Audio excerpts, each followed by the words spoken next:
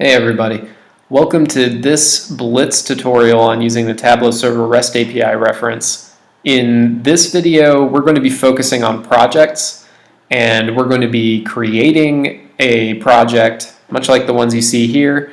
We're going to then create another project that's nested within that one. So we'll have the first project we make is the parent project, then the second one will be a child project, and we'll just see the ins and outs of kind of creating those projects and then removing those projects from the site. There's also a detailed version of the same topic that will be published soon after this one's published, so we'll have a link to that in the description of this video once that video is available, and that one will just get into a little bit more detail. We'll focus a bit on querying the projects, and there's some nested information there that you can get at, and so we'll see the basic coverage of that here, but if you want to get more in depth, there is a video that does that for you. So the Tableau Server REST API reference is, as always, the thing that makes all of this possible. So we can only use the endpoints that are available to us. So it's good to verify that what we want to do with these projects is some functionality that is available to us. And we can see that indeed we can create a project, we can query information about the projects, and we can update and delete projects. In this column over here where we see all these yeses, that just means that we can use these endpoints are available to us on Tableau Online as well. So if you ever see a no over here, it just means that that endpoint is available for Tableau Server, but not for Tableau Online. And if we hopped into Create Project, the documentation on that endpoint, this is something that we're not going to spend a lot of time on here because we only have we're trying to get this in and out in about 5 minutes. So you can read a lot more about what's available in this endpoint. So check out the detailed video if you want a little bit more verbose explanation of this. So let's hop into the code, and up here I'm just going to import from tableau-api-lib. That is the Python library that I'm using in these tutorial videos to kind of bring the REST API to life. You can import this, and if you have no idea what setting up this configuration is doing, check out the Getting Started video, which is linked in the description here, and we will explain everything there. So I have my connection defined in the cells that we just visited above, and now I can just establish that connection and sign in. So the first thing I want to do is, just like how out in the UI we were looking at all the projects that exist on the site, let's really quickly use this querying functionality from the Tableau-api-lib library to get all of the projects that exist on our site, and we can really conveniently look at all the information within them. So in the detailed version of this video, we demonstrate how you could extract some of this nested information inside these columns. But for this video, let's just be content with the fact that we can query our projects and easily access their project IDs. So let's create a project and see what this whole process looks like. So here's something everyone can get passionate about: beer and wine.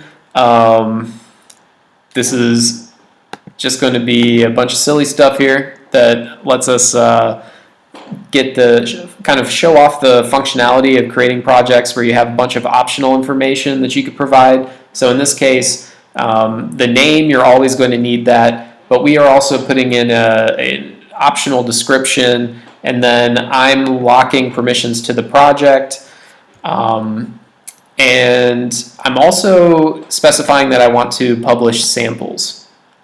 So all this is doing is providing a URL parameter that's going to get appended to the endpoint, and if all that jargon doesn't make sense to you, just know that the library that we're using handles all of that for us in the background. So really all we have to do is serve up the information here, and then the library is going to package all that information for us into this method, create project, and then it's going to translate that into a request to the server that's going to create this project for us. So I'm going to make sure I've run all of these cells and then I'm going to create this project. And if we peek inside the response that we get from the server, which is taking just a few seconds because it's publishing all those samples, then we can see, all right, we have a project. The project has an ID, and the project has a description, and so that's exactly what we wanted. Everything in here, the content permissions are how we describe them, our description is how we defined it, the name checks out, and we can go out to our Tableau Online site and just verify that there is indeed now a beer and wine project, and this project has sample content published within it. All right, awesome. So that works the way that we expected it to, and we're going to store that ID for later because we're going to use this as a parent project for the next one we create. So, so for this, the child project, this one's a little bit less complex than the one above. Here we're not going to define all those optional things, just so you can see kind of how easy it can be to add a nested project. The only information we really need is the name for the project and then the parent ID. So if you want a project to belong to another project or to be nested within it, or to be a child element of that parent project, you do need to specify this parent project ID. So in this case, we know what the parent project is, we pass that ID in, and we can see this response where we can see that the parent project ID has successfully been set, our new project has its own ID value, and awesome.